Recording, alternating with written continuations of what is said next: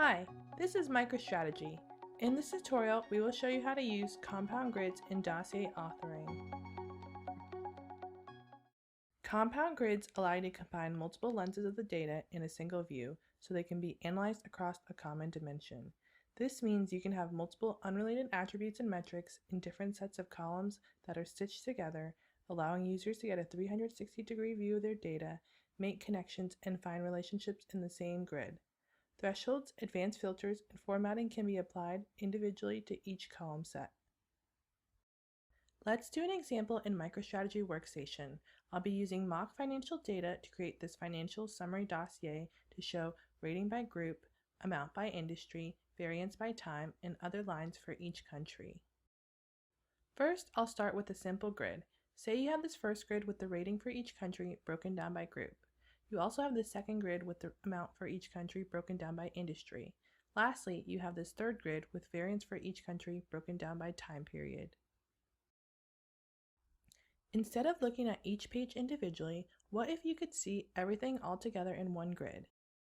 Now you can with compound grids! To change from a grid to a compound grid, click on the compound grid icon in the visualization gallery or click on the three dots in the top right, select Change Visualization, then select Compound Grid. Notice how the column area now includes column sets and the metric dropdown goes away. The first column set is made entitled Column Set 1. If you double-click on the name, you can change the title. Let's rename this to Rating by Group. Now I'll create the other column sets, Amount by Industry and Variance by Time Period, to show all of the grids together. I'll also add Others as a new column set.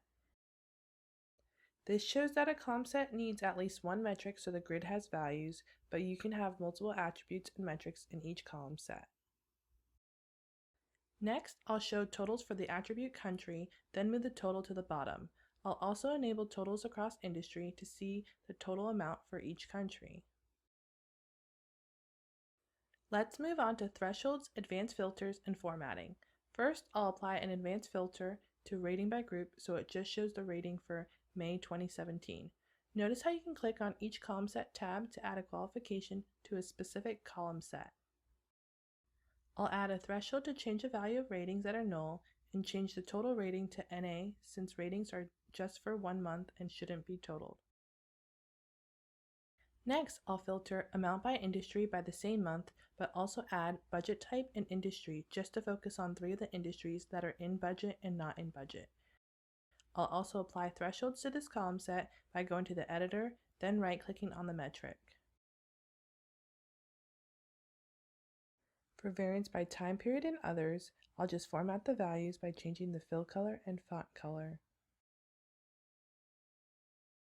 Lastly, I'll merge the column headers and add a fill color to subtotal to make the compound grid easier to read. Here's the final dossier with the compound grid that contains 4 column sets, then applies thresholds, advanced filters, and formatting. If you wanted to sort your data differently, sorting is applied across the entire compound grid. Notice how the order of countries changes after I sort by amount. Thanks for watching this tutorial on using compound grids in dossier authoring.